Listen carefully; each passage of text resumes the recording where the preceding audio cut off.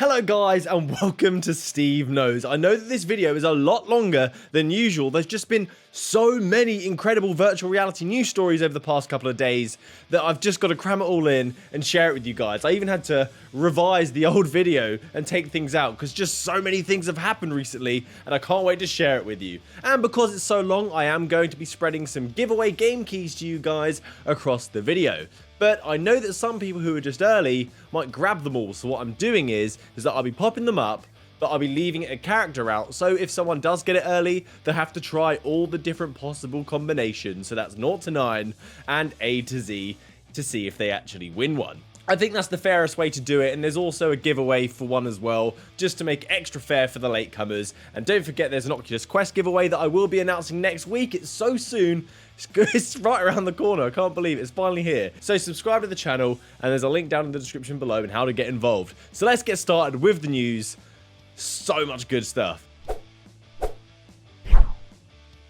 So first is, do you remember that title that was getting virtual reality support and we lost our minds? No Man's Sky. Well, that game, it was just so much fun to get into my ship and fly off into space and then go down onto another planet, a new planet to explore, because there's potentially billions of worlds to explore because it's procedurally generated. Well, this has just got a fresh new update known as the Living Ship update. This has added biological living creatures as spaceships. That sounds insane, and they look really cool as well. I like looking inside one. It just makes it feel even more intensely sci-fi. And what's special about this is you don't just get a ship, you get an egg, and you have to raise it as your own, and that becomes your ship.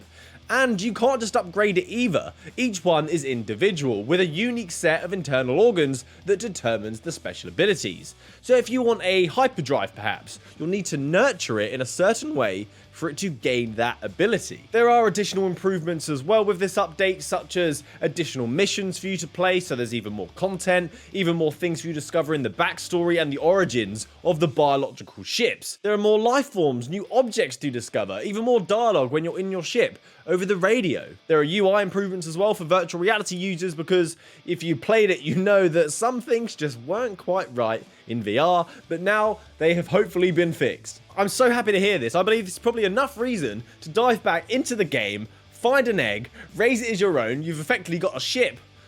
Child. It definitely makes for an interesting topic of conversation when you have that. What did you do over the weekend at work? Now, this piece of news, I think it was specially made for myself and all the other older boomers that love the classic retro style of gaming and virtual reality and wanted some sort of fusion of these elements. I want to give a shout out to McGoodlovin, what a name, for bringing this to my attention. Modders are bringing us Doom from 1993, which is a game that the legend John Carmack from Oculus had a hand in at ID Software. There was a random post on the Quest subreddit recently that said the people that brought you Half-Life, the people that brought you Quake, is now porting something to the Quest coming 2020. And the clue of which game that it was one of those things where if you know, you know. It was the font. The font was the clue. It was the font of Doom. This is coming from Baggy G and Dr. Beef, the legends that allowed us to experience all these other classics in virtual reality, such as Half-Life and Quake, which you may have played from SideQuest. Doom is a staple title in video game history. I can't wait to play it in virtual reality, giving it a new life, because it has a timeless style and beastie tunes that I just adore. And yes, this game was available in 3DOF on the Oculus Go for something called Doom GVR, I think, but it was poorly done, and it was actually made for the Galaxy Gear. This new version will be running on a more modern engine as well, the GZ Doom or the LZ Doom, and not only that, it will have improved visuals, and it's going to allow for mod support as well, such as the mod that makes everything extremely gruesome. Gore everywhere. There's going to be a free title on SideQuest as well. SideQuest are killing it. I can't wait to play Doom Eternal on the PlayStation 4 and then go back to its origins in virtual reality. It's just going to be such a good day. Thank you guys. A massive thank you from me. I've been waiting for this. We've got another update for Arizona Sunshine now as well. We just had the mines, where you got to play Horde mode in the creepy mines, and you also had the two-handed weapon update, where you got loads more guns that you have to hold two-handed. But now we've got the Undead Valley. This will be the final free update for those of us that own the game, and any DLC from here on out will be paid for add-ons only. So what do we get in this update? This builds upon the multiplayer maps for us to enjoy playing Horde mode or playing it solo if we so wish, and this one is based in a huge warehouse. In this warehouse there are stairs and there are barriers everywhere, so you need to be careful because you just can't run off an edge to evade the zombies. You may get trapped, which is why they have explosive barrels around the map so you can shoot one and clear yourself a path, so you will have to be tactical. Next month we will get the Dead Man DLC. This is a prequel to the Arizona Sunshine storyline, and here you play a special forces soldier trying to get a nuclear missile launched to destroy the infestation. Yes, finally some news on the first-person shooter Onward that we thought was going to be coming to the Quest in the summer of 2019, and then it went very silent for a very long time. But recently they had posted on their blog post for the game this: "We know you are anxiously waiting on news, and we are working very hard to get you Quest port that not only runs well and retains Onward core gameplay and feel, but a port that looks amazing. We are actively alpha testing and will soon be in beta testing, in which we will introduce more Q&A testers from the community." It's not new information that there are challenges involved with getting a game on the Quest. It constantly happens, we're constantly getting delays, but it's nice to finally hear something and that it's actually going to be coming. With this update as well, we got a nice chart that looks like a less detailed Gantt chart, and if you look, you can see the progress that they have made on developing this game and when it's going to be coming out. First off, they're going to have bug fixes and performance improvements, and then it will be the Quest port. So for Onward veterans, if you are watching this, let us know when you get this update, because shortly after, we will be getting the Quest port. And this looks like a pretty epic first-person shooter.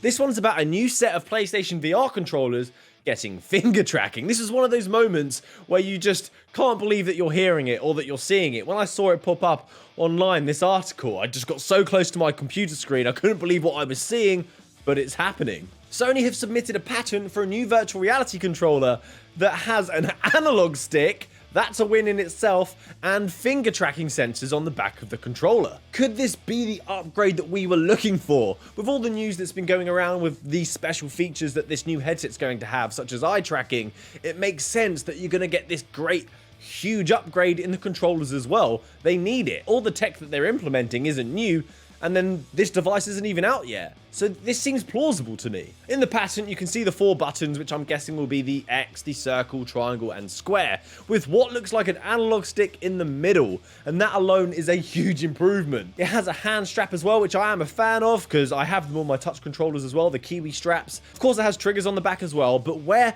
the grip button is on the touch controllers, it has a proximity sensor for finger tracking. Given that this patent has been submitted near when Sony expect to reveal their PlayStation 5, and shortly after to release or reveal the PlayStation VR 2, it just seems really likely that this is a good patent. Normally we see these patents, we get excited, and it turns out to be nothing. I just hope this isn't one of those times. I look forward to this.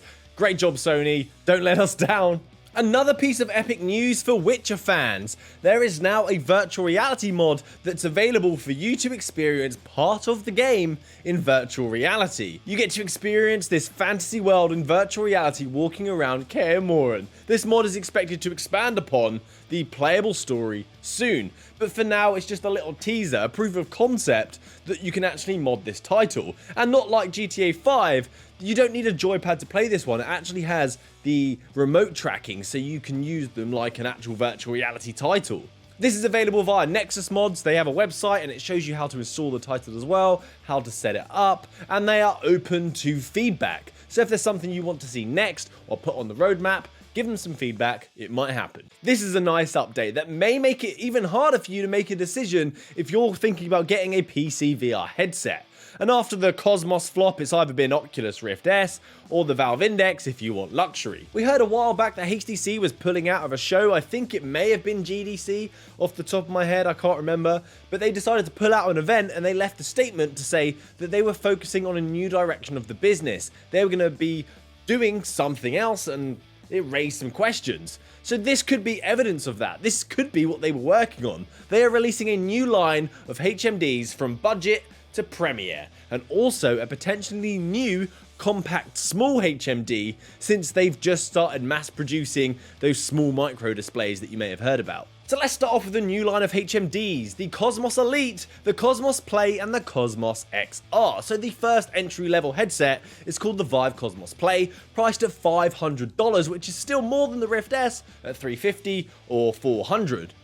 But it's better than the $700 they did have, and the difference from this headset is that it has 2 less cameras. It only has 4 cameras used for tracking. That's $100 a camera, and it also doesn't have integrated audio, so if you want to use this headset or purchase this headset, you're going to have to plug in headphones or a long auxiliary to the speakers. But this headset can be upgraded at a later date by purchasing a faceplate that adds 2 additional cameras if you wanted to. We then have the VIVE Cosmos, which we are familiar with. This is the initial release that they had at $700. We then have the VIVE Cosmos Elite, which looks pretty badass. I do like the design. It looks great compared to the standard Cosmos. And this headset comes with VIVE wands, not the Cosmos controllers, and base stations for improved tracking. I wish they gave you a choice. I'm not really a fan of the wands. I wish I could choose between the Cosmos controllers or the wands, because apparently if you wanted to use inside-out tracking on that headset, you have to have the Cosmos remotes. You can't use the wands. And with that headset being priced at $900, I just don't think it's worth it. I'd rather spend the extra $100 and get the Valve Index kit. It's just a no-brainer. The interesting piece here, though, is the development kit that they have called the VIVE Cosmos XR. And this is going in the right direction. It's adding functionality for the mixed realities, for virtual reality, for augmented reality. This is the progression that I see the next generation going anyway. So it's nice to see that development kits are going to be available actually rather soon. So this XR comes with a faceplate that adds 2 more cameras. The modularity of this headset's becoming quite handy, isn't it? And this brings a wider field of view and a clearer image to the pass-through. This is used for augmented reality functionality, so instead of having the little displays that we've seen like HoloLens, this is going to use the pass-through and overlay the augmented visuals. There's no price tag on this yet, but I'm sure it's going to be hella expensive because it's new tech. But I can't wait to see developers make use of it and hear developers' opinions on this tech. This could bring it back for them because they definitely need it. So that's it from me today, guys. Thanks for watching SteveKnows. There have been so many good news stories, and I'm so happy I got to share them with you. Don't forget to join the giveaways, subscribe to stick around for next time. Happy gaming, guys. Good day.